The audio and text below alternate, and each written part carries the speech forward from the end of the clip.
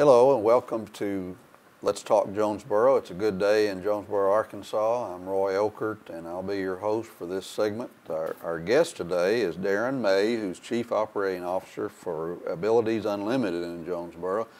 Darren, welcome to the program, and before we get started on our main topic today, which is recycling, tell us a little bit about Abilities Unlimited. Everybody's heard of Abilities Unlimited, but what do you do and how do you do it and so forth? Well, most people, what they know about Abilities Unlimited is our thrift stores down on Union. Abilities has actually been, was a project started by the JCs, been here over 50 years. We currently employ over 400 people, full and part-time, that provides services in one way or the other to over 400 people with disabilities, and we cover most of Northeast Arkansas with these services. We have actual locations in here in Jonesboro, of course, and also in Paragould and Blytheville.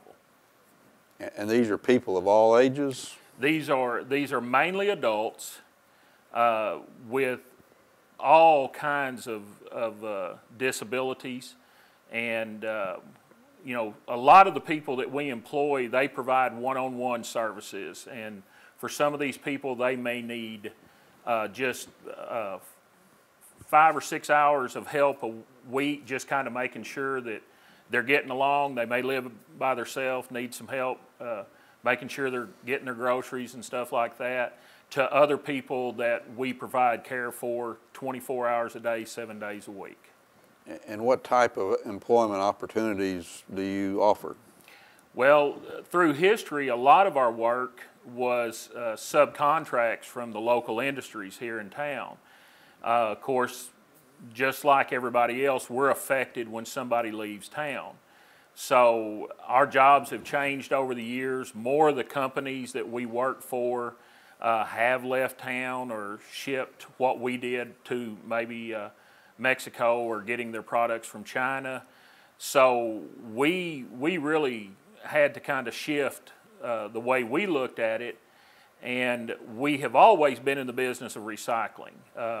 The people donating clothes for the thrift store, you know, we processed those through, got what we could sell out of it, and processed that into our thrift store. We had always worked with like cardboard and things like that. So we had been in recycling for years.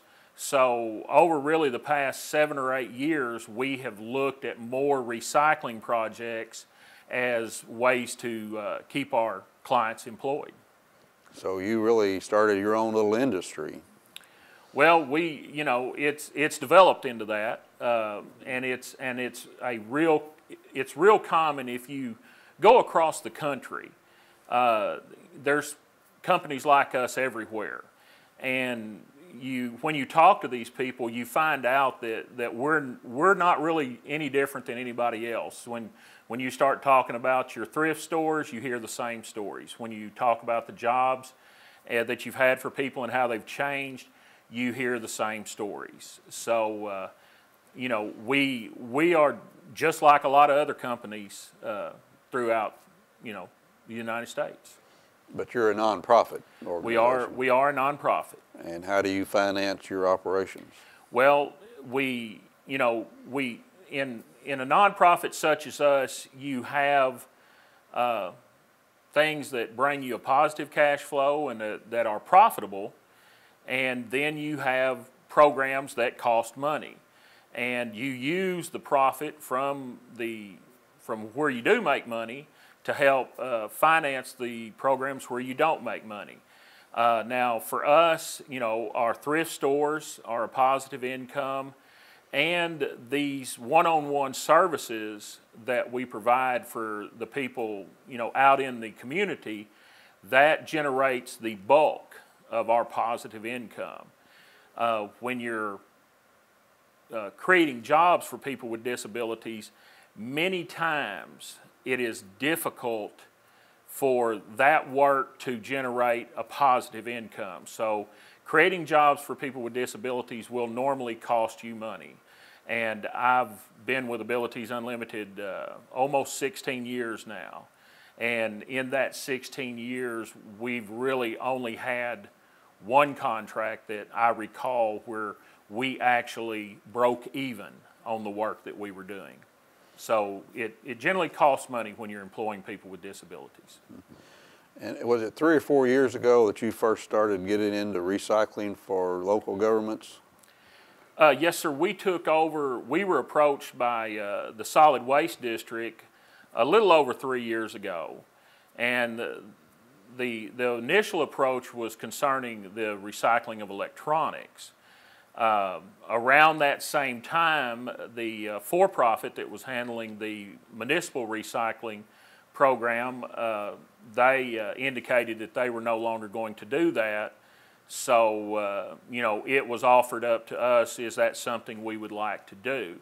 It was something we were very interested in because when you know, it's mainly collection and sorting.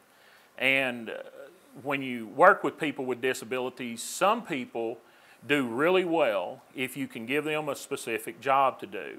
So if your job is to, say, be the one that gets all the aluminum cans that comes down the line, that is something that you can, you know, that they can be taught how to do, and they actually perform very well in that type of work. So for a lot of our clients, recycling is a really good fit. And about a year ago, you started recycling for the city of Jonesboro as well? Well, we've always processed, in the 3 years, we processed for all the cities in Craighead County. Okay. In July, we began actually running the routes and collecting the blue bags for the city of Jonesboro. You've run into some financial problems doing that, Darren, and I want to read from a letter that you sent to Mayor Harold Perrin recently, and basically what you're saying is that the funding has been insufficient to support the Blue Bag program, and so your organization's giving notice that Friday, April 1st will be the last day that you will pick up blue bags for processing. And you go on to say that this is not our desired outcome, but you said we could no longer proceed without the funding, and funding that is available will be exhausted around that time. You say, and I quote, Abilities Unlimited has made a substantial investments in this program over the last 3 years in money and time. Our clients that are employed at the recycle center work in the heat of the summer and the cold of the winter and love what they do. So you're still looking for a solution to that, but right now the Blue Bag program is in some jeopardy. You know, we were actually the third entity to be involved in that. The two previous to us were for-profits. Mm-hmm. When we came into it 3 years ago, you know, in meeting with the city and the Solid Waste District, it was hoped that when we took this over that we might be able, there might be a building available for us. And at that time, the for-profits were being paid some funding to collect the recycling, or to process the recycling, I'll say.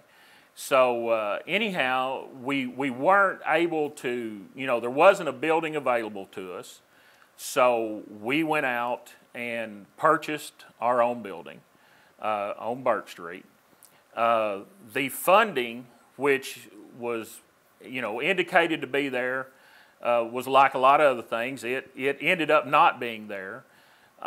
So we went out and purchased the equipment necessary, and we basically built our materials processing center out of, you know, used parts and scrap lumber. Mm-hmm. But, you know, there was still considerable expense when you look at a baler that cost $60,000, and, you know, we were able to repurpose some conveyors that we purchased from local industry. But we really, you know, all the money that has went into this has come from us. And we had hoped that we could get it to a point to where the commodity would help cover most of the cost. But as we worked through this even longer and learned more about the way it was going, we learned that the commodity for nobody will ever support the program. And we started to investigate, well, how do other communities, recycling's done everywhere, in the world. Some places it's mandated, some places you're fined if you don't do it. But we began looking around Arkansas going, okay, we talked to these other people, but we've never asked them, well, how do you pay for this? Well, depending on where you're at, some places have a sales tax. Some people pay for it through their garbage collection fees, which of course Jonesboro doesn't have. Other places, they pay for it somehow out of the general fund, and we looked at Little Rock, and Little Rock pays $2.70 plus cents per house per month for recycling. In the city of Jonesboro, that would equate to close to $1 million. And in our operation, what we have seen is that we actually need somewhere around a fourth of that, about $250,000. That would not cover all of our cost, but as I said, when you employ people with disabilities, you're used to having to subsidize that with your programs that do have a positive income. So, as we see, there's no funding. There's very little grant money available, and most of it goes to expenses. So, we went back and said, well, in this partnership, we need some help because we cannot fund this program to this level. And so, right now we've met with the Solid Waste District, and while we are not involved in a decision, we've looked at other places, we've looked at what goes on here, and we've made suggestions, but as to how it could be funded. But to this point, no one has figured out a way or the best way to fund it. So basically what we've had to do is there was some grant money that was shifted from another program, but that grant money is going to be exhausted sometime around the 1st of April. So, with that, we can't continue past that point and continue to lose money. So the little bit of funding that was available will run out. So, so in that letter, we more or less just let everybody know this is what's going to be our cutoff, and this is where we will have to stop. But it is, like I said, after you make a substantial investment, after you have, 15, 16, 17 people with disabilities that depend on this, and this is a job they really enjoy doing, then we are still hopeful that the city and the Solid Waste District can come figure out some way to fund the program. You collect blue bags from 7 communities in Craighead County, is that right? Yes, sir. And none of them pay anything for that service, do I understand that correctly? No one has ever paid for the processing of the blue bags. The city of Jonesboro does pay for the collection of the blue bags. And that's about $5,000 a month. It's $4,900 a month, but that was another, that's been another issue in that as we have gotten into it, we learned really that I think the sanitation department with their regular garbage trucks were able to help the trucks that were out there picking up the blue bags. And we're helping them out in some of the dead-end streets and some of the elderly whose garbage may be picked up at their back door. Well, we don't have that other team out there picking up garbage. So there's been some nuances of that were a little bit of a surprise. But once again, that's another one of those things we could kind of deal with. But in the processing itself, it's not. And our hope was we have actually increased we allowed more things to be recycled, and the hope that maybe the answer was quantity. Well, the bad news is if you're losing $1 on a ton and you collect 2 tons, you end up losing $2. It wasn't one of those. It just, the more we collect, the more our expenses go up. And the sad fact of recycling is that it's not the cheapest way to deal with that waste, but it's you're looking at a future. You're looking at natural resources and stuff like that. And so, our thinking is, as I said earlier, everyone in the world, for the most part, is recycling. So, it would seem that everyone has decided it's a necessary thing. So it's our hope that Jonesboro will not be the largest city in the state of Arkansas without a curbside recycling program. Those other 6 communities don't pay anything?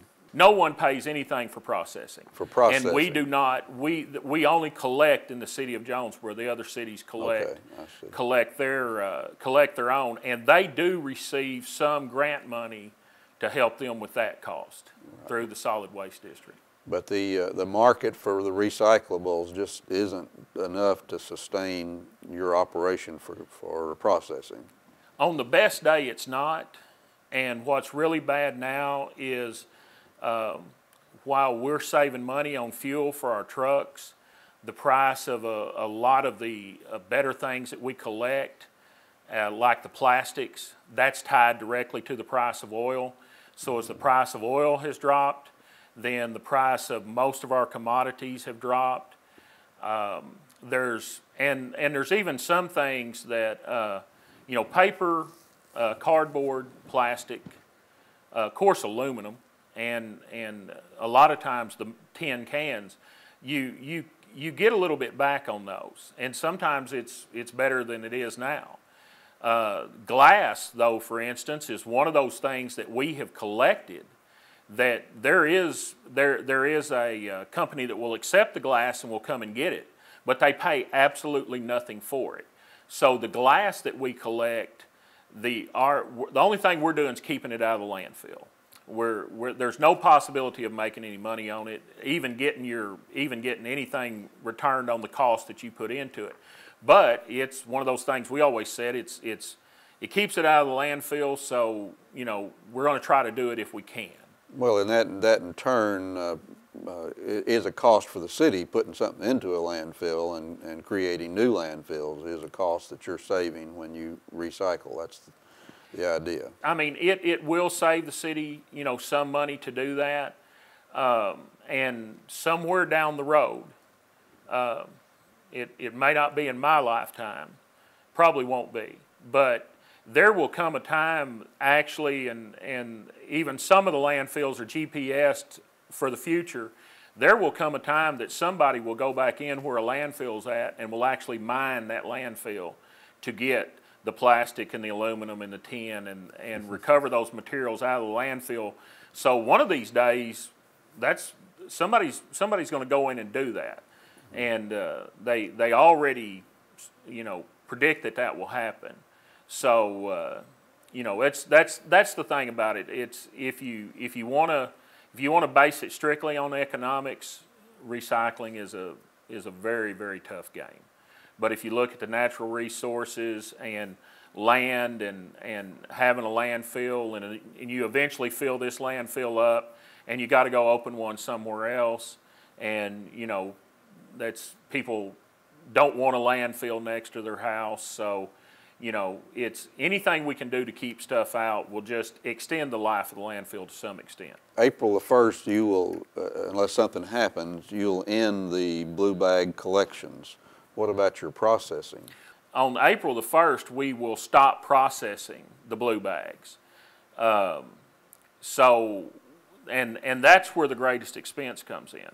So, of course, if we're not processing, collection is a futile effort because we have nowhere to take it.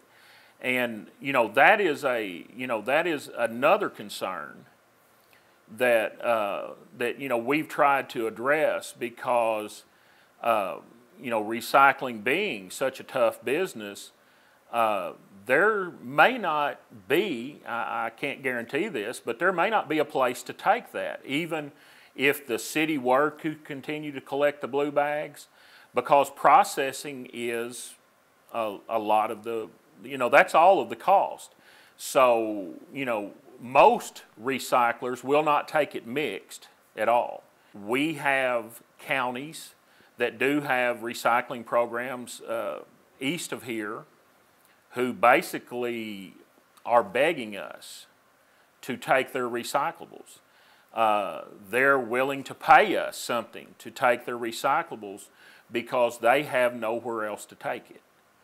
And so, you really, the processing center becomes very valuable at that time. Is that still under consideration, that you would take recyclables from other counties? In reality, you look at the city of Jonesboro, and I looked at a couple of numbers. In September of this year, we processed through a little over 70 tons of recyclables from the city of Jonesboro only. In December, that number got up to around 100 tons of recyclables, I would assume because of the holidays and that type of thing. And you look at the other 6 cities that are collecting, they only accumulate roughly a ton every 2 months. So the city of Jonesboro itself is the major player in this scenario. And if we're operating for the city of Jonesboro, then we can look at some type of a agreement with the other cities in Craighead County, and we can also look at agreements with these other cities east of here, or communities that are wanting us to take the recycling. But then when we do that, we will then have to come back and have some specific agreements with them, because with recycling does come some trash. We want the recyclables. The landfill doesn't want their trash, so there's going to have to be some agreements to cover the cost of what trash goes into the landfill and whatnot. But we are, and one of the things we suggested was a $2 per ton charge for all of the garbage going into the landfill. Our rationale with that was that everyone who puts something into the landfill helps pay for recycling. One of the objections to that was, well, the commercials, they account for most of what goes into the landfill. Most of it's commercial and industrial. And they don't have the benefit of the recycling program. But we work with several commercial businesses here in Jonesboro to accept the recycling, to help them cut down on what they put in the landfill. So basically, if we're operating, we will try to work with anyone who wants to recycle. Another community, a commercial account, anything like that, we will work with them. But at the end of the day, given that the city of Jonesboro is the largest player, without them, then it's going to be difficult to make it work for anybody else. So you're saying that if Jonesboro isn't included, you're probably out of recycling entirely? I won't say we're out of recycling entirely, but we will then shift to trying to work with commercial accounts. But we won't, the expenses in processing the blue bags, and if that's the case, we won't really be available for residential recycling at that point. We'll have to go to trying to work more with commercial to salvage the jobs we can salvage, to be able to put our investment towards something, keep some kind of operation going. You still have that building, and you still have some workers who need jobs. We still have the building, and we still have workers that need jobs. So we're going to try and do something with that, but without, and there's another thing that people will say. If you look at some of the bigger cities, they have a tote just like our trash cans that they roll out for their recycling. Other cities have smaller, just little small totes. that they put out for the recycling. Blue bags are expensive.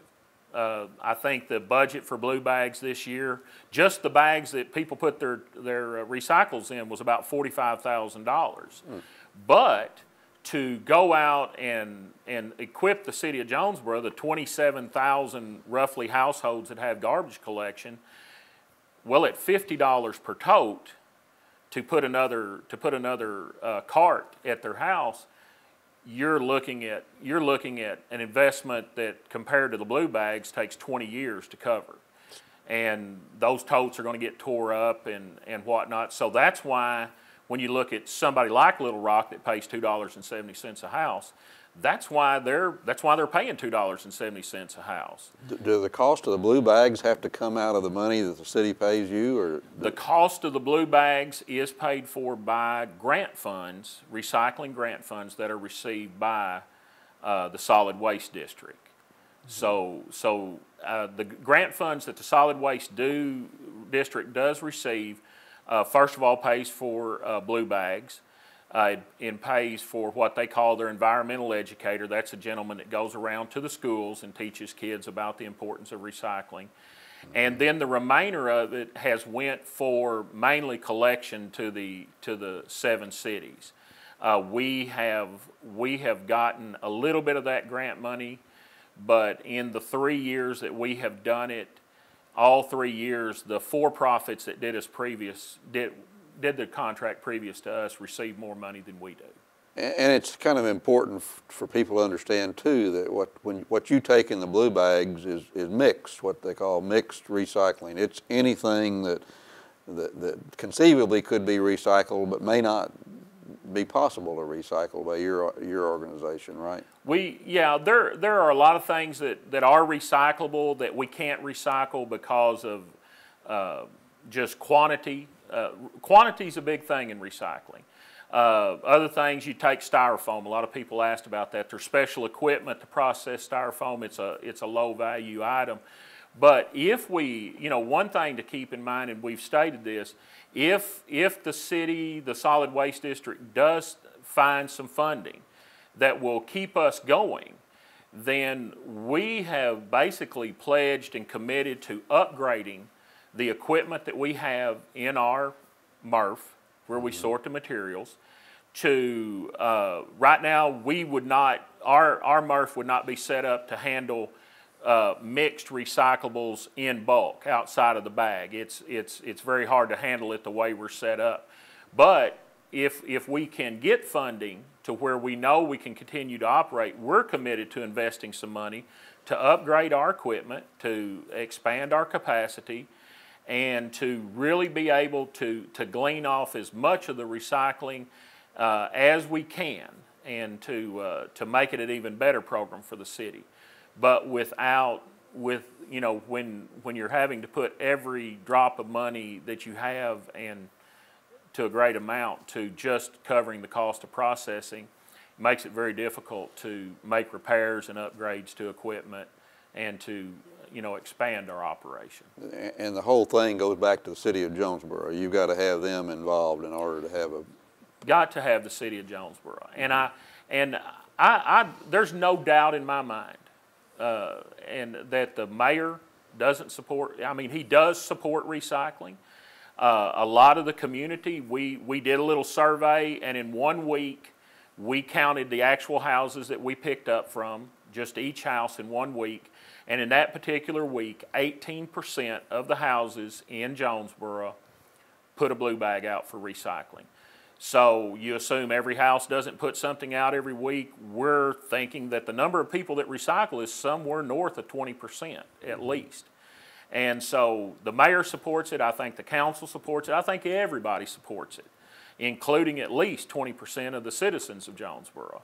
And some of these people they're passionate about it, and we hear about it when we let them down, and we're sorry when we let them down. But anyhow, I feel like everyone supports it, so that's what leaves me hopeful that somewhere in the next couple of months that there'll be a resolution, and we'll just continue on like nothing ever happened. Well, Darren, thank you for what you do and for taking time to be with us, and we thank you viewers for tuning in. We'll see you again next time.